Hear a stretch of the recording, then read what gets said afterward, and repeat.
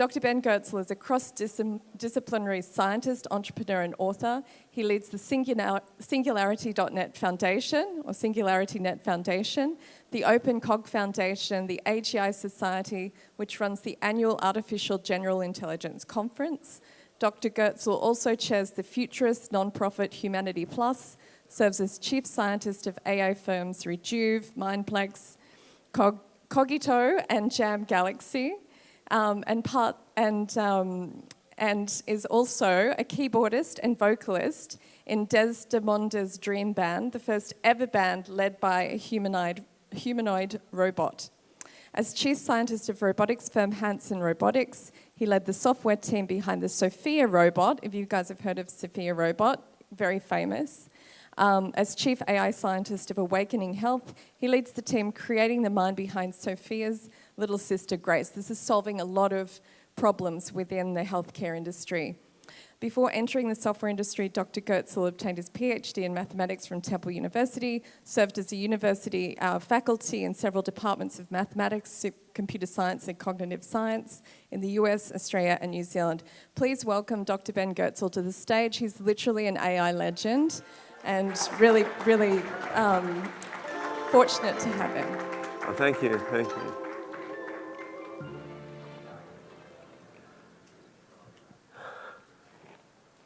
Hey, good morning, everyone. So, yeah, as she said, I've been working on AI for some time, and it's never been a more exciting time to be in the AI field. And I want to talk a bit about the current state of AI, but also what I see likely happening in the AI field in the next few years, and how I think this is going to manifest itself in creative arts and music in particular. So, as we saw in some of the discussion in the last panel, AI is sort of a new thing to many people who've seen AI in science fiction movies and such, but maybe didn't realize it was a real thing being worked on and used in various products already. I mean, actually, the term AI was introduced in like 1958 or something at Dartmouth College in a US DARPA-funded program. And since late 1940s, 1950s, there's been a whole research community working on trying to make machines smarter and smarter. So when I started working on AI, 40 years ago or so in the mid-1980s, it was already a flourishing field that had been through a series of ups and downs. But what happened in the AI field really was in the 50s and 60s, they were thinking it wouldn't be that hard to make machines think like people. Because, I mean, people don't always seem all that clever anyway, right? And 1966, AI defeated the world champion in checkers. In the 60s, they got AI to do, college algebra and so on. So it seemed like these things are pretty hard. Human-level thinking machines should be right around the corner. Now, the problem proved to be a little more difficult than the early AI pioneers realized.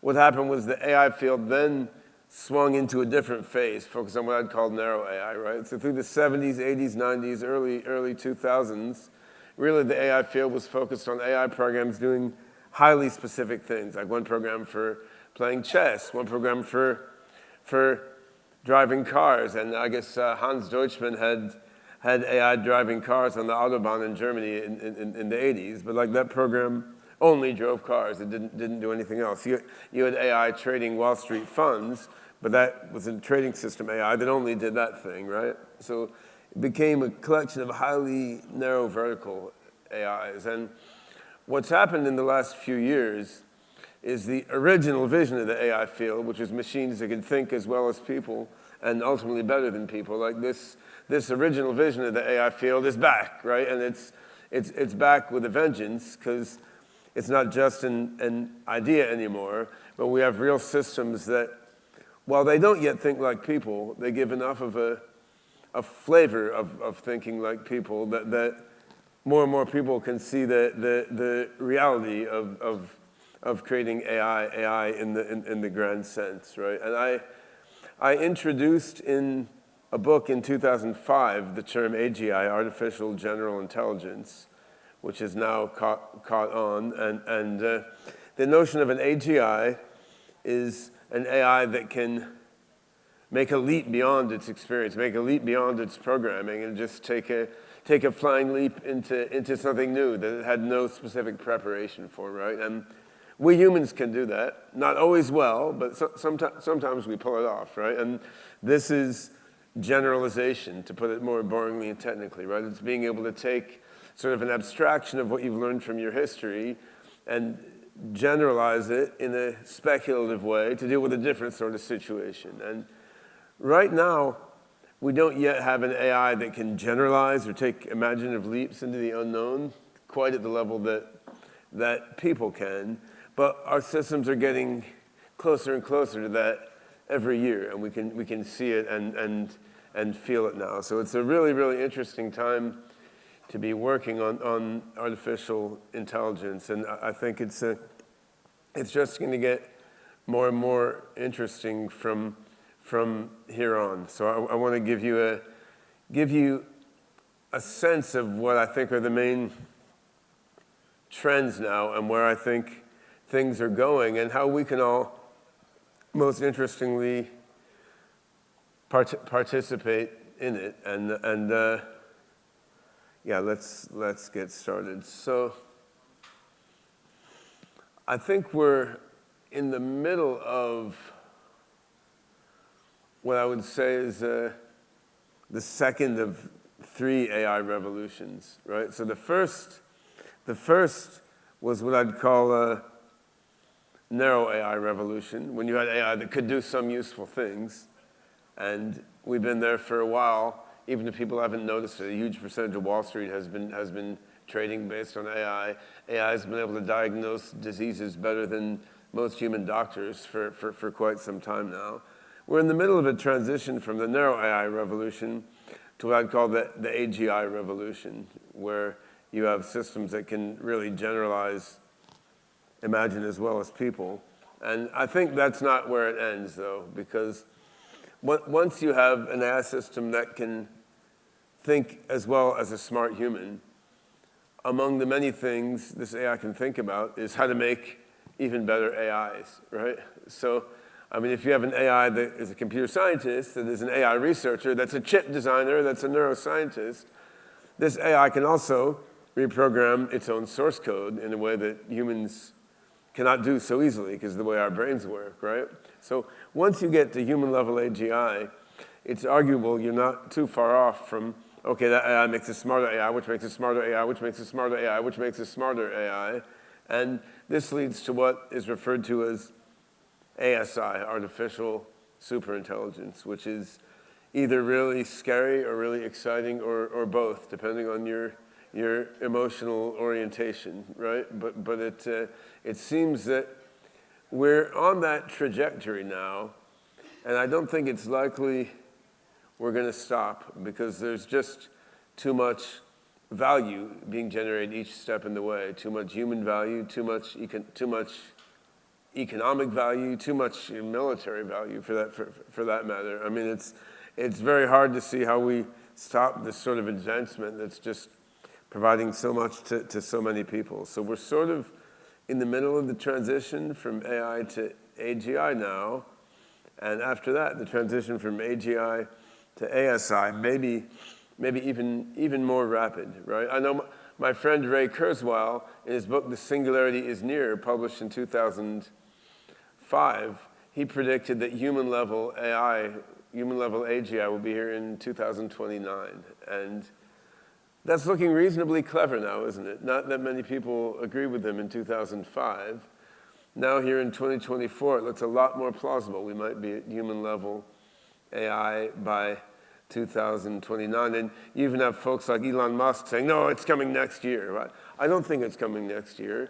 It may come in 3 years. It may be 2029, it may be 2032. But I think, of course, any of these timelines are effectively instantaneous relative to the sweep of human history, right? I mean, if you look at like 10,000 years since civilization emerged in Sumeria or wherever, I mean, we're a few years away from machines that can think as well as us. Like we're we're almost there, right? And then it's incredibly exciting.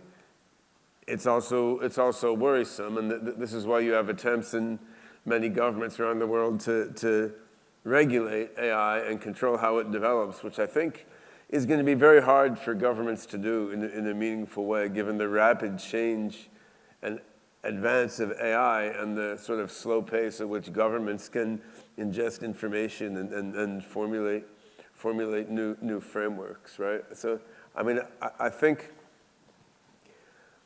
it's valid to be worried about what will happen. It's also valid to be excited. I tend to be an optimist by nature, and I can see very clearly the potential of AI technology to solve death and disease, you know, and to create material abundance at the level of everything humans care about, right? So I mean, if you had an AI merely 2 or 5 times as smart as people, and it was compassionate toward people, I see no reason why this AI couldn't cure death and disease, cure mental illness, you know, literally airdrop a nano-assembler in everyone's house, will 3D print any material object you want. You know, all this science fictional stuff seems possible according to the laws of physics, and of course the AI might discover new laws of physics also, no? But just because this upside is amazing doesn't mean that's necessarily what will happen. Now, some people are worried about a super AI going rogue and just deciding that, you know, as the AI philosopher Eliezer Yudkowsky put it, the AI does not love you. The AI does not hate you. But he can use your atoms for something else.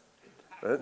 But I don't think that's really the biggest worry. I mean, I think if you create an AI and teach it to be compassionate to people, and it grows up doing helpful things to people, I don't think it's especially likely it's suddenly going to switch and decide to turn all our atoms into extra hard drives or something. I mean, we can't totally rule it out. We need to have respect for the radical uncertainty of a situation involving, you know, systems much smarter than us. But there's another worry that seems much more significant, which is en route to these super AIs that are 5 times as smart as people and could create abundance for all.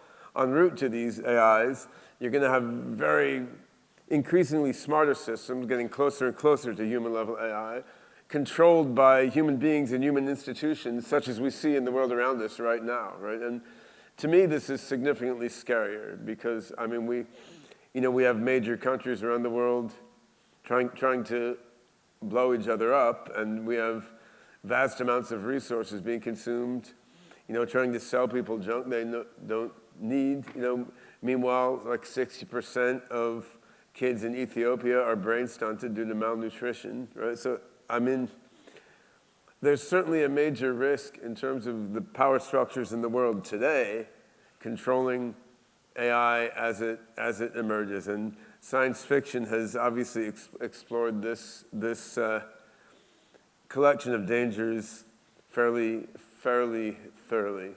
So what do I think we can do to sort of mitigate these risks? I don't think you can eliminate the risk entirely. Any radical new development is going to have the unknown unknowns, right? There's going to be risks you didn't foresee till they popped up.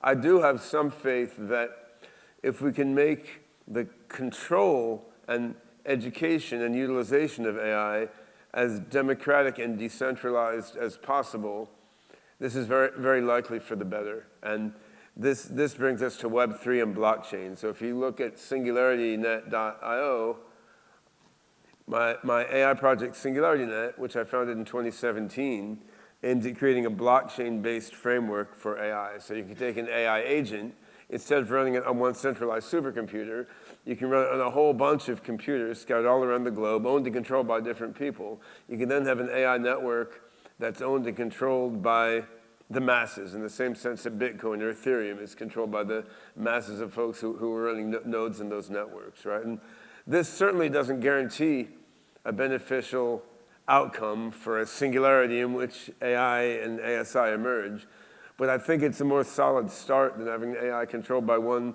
large company or one large military organization. And there's obviously a whole big blockchain story involved here.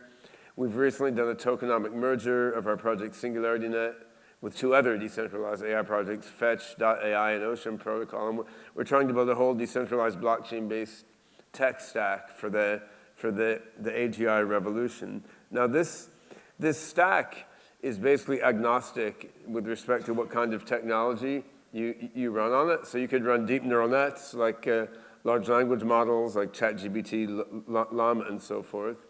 You can also run very different kinds of AI systems. So I've been working for a number of decades, actually, on an AI system called OpenCog. There's a new version, OpenCog Hyperon.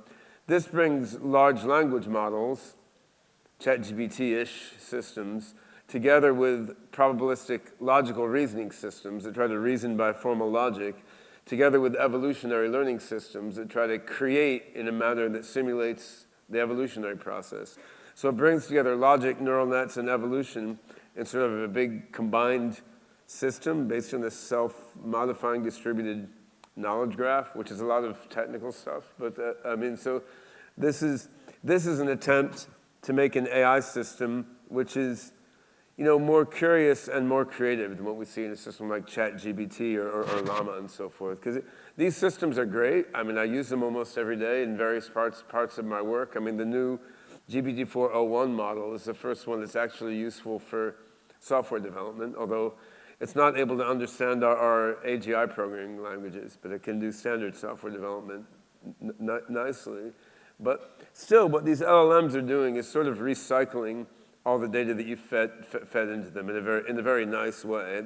It tends to lowest common denominatorize everything. In some cases, that's good, but in some cases, it's what you want. In some cases, it's not what you want. What we're working on is putting this kind of system together with other kinds of AI algorithms that have been in play for a long time for other purposes, putting these LLMs together with other kinds of AI algorithms that are better at reasoning and better at creativity to try to get AIs that can make the leap from narrow AI to AGI, to be able to leap beyond their programming. And we're aiming to roll out whatever new systems we build using the OpenCog Hyperon paradigm, whatever curious, creative systems we can build on this decentralized infrastructure that we're making in SingularityNet. So imagine if the next big leap in AI, the next big leap beyond ChatGPT type systems, is rolled out not by a big company on their centralized server farm, but rolled out on a decentralized network analogous to a Bitcoin for AI, right? Like how does that impact the world? Well, it impacts the world in a lot of different ways, and you could look at how it impacts the world in finance. You can look at how it impacts the world in medicine. You can look in supply chain. You could look in every different domain. I want to talk very briefly about the music domain, which is pertinent to this audience and also dear to my heart, as I've been sort of an evenings and weekends musician for my whole life, playing the keyboard and a few other random instruments. And I've gotten more deeply into performing music in the last few years with a band called Desdemona's Dream, mostly due to my work with these humanoid robots. So it was mentioned in the intro, I led the software team behind the Sophia humanoid robot, which was the first robot citizen. Well, Sophia has a couple little sisters. There's Grace, who's an elder care robot, and there's Desdemona.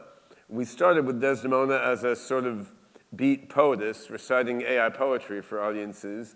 She's now singing, and we have a rock band with a number of human musicians, including myself on keyboards, and Desdemona as the lead poetess and singer. And we're actually performing here tomorrow night at, I think it's a Paulaner Brauhaus, just a few miles away from here. So come by early evening. I'll give a QR code for you to register. But through this work with the robot in the band, I've been able to dig deeper and deeper into the issues of creativity in modern AI. And you can see very clearly large language models, ChatGPT, all these sorts of systems, they're very good at recycling the music that you fed into them, right? But they're not going to make a big creative leap. I mean, if you trained an AI model of the kind we have today on music up to the year 1900, it will never invent neoclassical metal, right? It will not even invent Duke Ellington, right? It will not invent trance, right? If you ask about West African rhythms together with classical music, like it'll put Beethoven to a West African polyrhythm, which will be cool, but it won't invent jazz, right? So even though, in a way, jazz came from combining African music with Western classical music, the form of combination is not surface level like current neural nets are doing, right? The form of combination is deeper, involving some abstraction that tries to get at the essence of the things being combined. So we can see now, playing with current AI tools, if you just let them create the music on their own, it's cool. I mean, it's competent. It can generate functional songs in most genres. It can't do didgeridoo music yet or something, but it can do a lot of genres, right? On the other hand, it's not fundamentally interesting music that it generates. So there's two things one can do. Right now, one can work on more creative AGI systems, which is what we're doing with OpenCog Hyper. And in music, I mean, if the AI made up a new genre of music that expressed like the emotional essence of what it is to be an AI and managed to convey that in a way that helped us feel what it is to be an AI, like that would be super interesting. That's way more interesting than recombining human songs, right? It's the AI generating music that expresses itself and then communicating its essence to us, right? So that's interesting, and we're working on that. The other thing that's interesting is using AI music tools such as they exist as part of a combined AI-human creative process, right? So you play something, the AI hears you, the AI sings or plays something back, and it may not be as creative as a human yet, but it's responding to you in a slightly different way than a human would, because it has a different algorithm and a different knowledge base, and you're then co-creating something with the AI. And that's super interesting to do now also. And I came to think that by co-creating with the AI, you're doing something quite interesting. Like you're getting people used to how AI works, but you're also filling the AI's mind with the human creative process and with human heart and soul and feeling, right? So I started to think, through working with AI in music, that by co-creating music with AIs, you're actually working toward a positive outcome for this whole AI revolution, because you want the AI that we create to really understand the essence of what it is to be human, so that when it becomes smarter than us, you know, it's bound up with us in a conceptual and emotional way. And having the AI co-create art with us, music being an example, seems one way to help bring that about. So I want to mention one final thing, which is we're working on a docu-series called Beyond the Code, which goes over all these points that I've talked about here, but hopefully in a more exciting and visual way, and bring in a bunch of other voices beyond myself, of people who are working with AI in various ways and using AI in various ways in music, arts, in medicine, in Africa, in the US and Asia, across the board. So this documentary project is led by Nefertiti Strong, who's in the audience here, who has a music background herself and started looking at what AI could do in music from her own life as a musician, which led her to what I'm doing on my team at SingularityNET. And in the Beyond the Code docu-series, we're really trying to understand sort of what is the essence of AGI and superintelligence, and how these can relate to human life and human society and what it is to be human, and to see this through the example of AI collaborating with people in creative arts and music in particular, but not only music. So there's QR code here, if you scan it, you can find out more about the movie and docu-series. You can also get information about our performance tomorrow night at Paulaner Brauhaus, where I think we'll show some trailers from the film, and you saw a few snippets of that without sound in the background here, but we'll show some more extensive trailers from the initial film, the Beyond the Code docu-series, and you can also see our band with an amazing singing and poetizing robot. Thanks. Thank you, Dr. Ben. Take a seat. Yeah. Yeah, it's probably better. Awesome. Super interesting. I learned a lot from that conversation, and as I was saying before in the introduction, you've been so active in so many industries and really using AI to really try and solve some amazing things, and really help to solve world problems and also unlock creativity.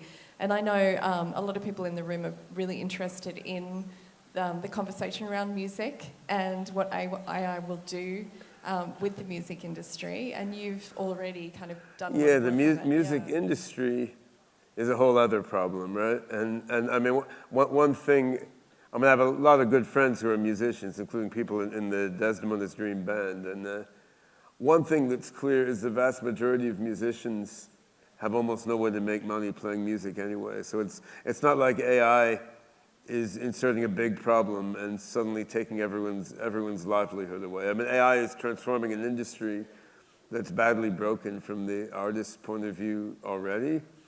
And the challenge is not to let the broken nature of the music industry dictate how AI for music develops, right? Like having a disruptive technology is an opportunity to transform the industry for the better, but you have to roll it out in the right way, which comes down to the intersection of AI music and Web3 and decentralized networks. So in a way, it's like creating like even a new category. So it's not just about. Yeah, well, I mean, to make it really simple, like you could imagine making something like the next generation beyond Udio or Sonos, or these AI music projects. Imagine you make an AI that will just spit out one after another hit song in every popular genre, right? So, I mean, people keep talking about Taylor Swift, who's great, but suppose the next 2 or 3 Taylor Swifts are AIs owned by large companies, right? And they have maybe animated characters smiling and dancing, and they feed people what they've been primed to want from the genres they're used to listening to.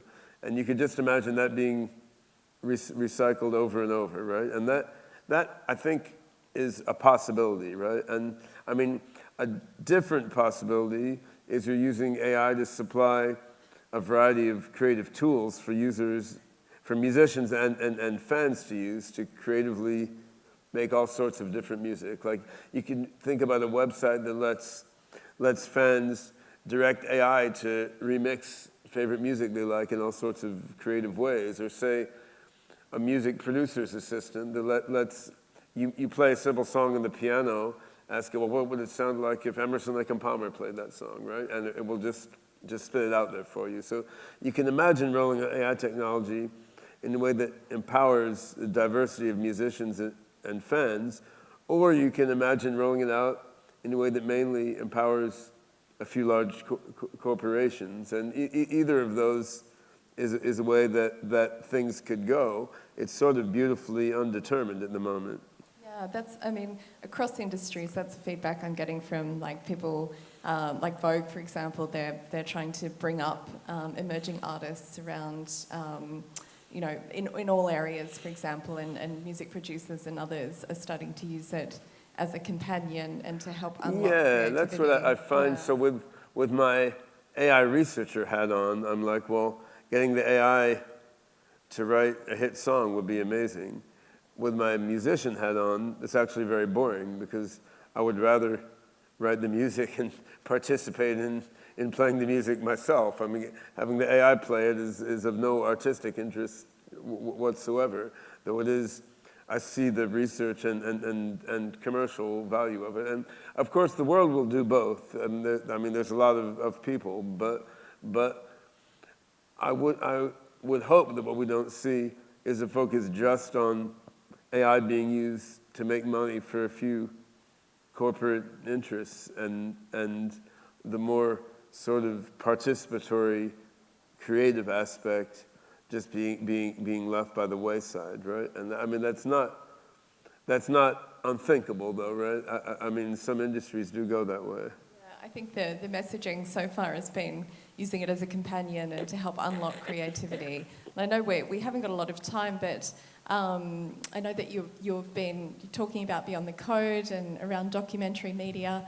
And so, in a similar sort of light, how has that AI kind of process helped you in terms of like bringing this to life and kind of helping educate people in regard to what AI can do and to be able to move forward in the right way? I didn't quite get the question. Meaning, in terms of how you're leveraging AI within the documentary media process. Yeah. Oh, I mean, it's in a whole lot of different little ways, I guess. I mean, AI simplifies tremendously so many of the tasks involved in making music or in making movies, right? So, I mean, for example, we're working on a music video for one of the songs from the band, and so my daughter's a graphic artist, so she, without technical background, I mean, she can use various AI tools to make... How old's your daughter? Oh, well, I have 5 kids, I have 2 daughters, so my youngest daughter is 3 years old, but this one's 28. Okay, so I was going to say. Yeah, I'm not that young, but anyway, yeah, my older daughter is a graphic artist, and without being a programmer, she can now use a variety of AI tools to make a quite creative, out there music video of a sort that, I mean, it would have been impossible to make 10 or 20 years ago.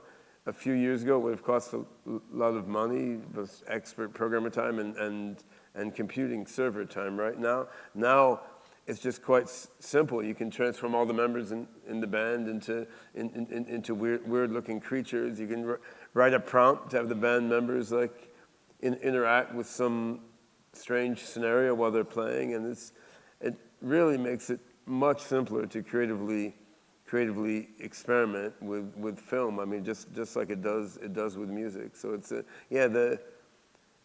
lot of fun, and the potentials are interesting, but it all depends on how you use it, right? And what's a bit frustrating is the simplest ways to use these sort of technologies are to make what ultimately are boring and cliche things. If you're willing to work a little bit more, you can use AI technologies to make things that are quite interesting.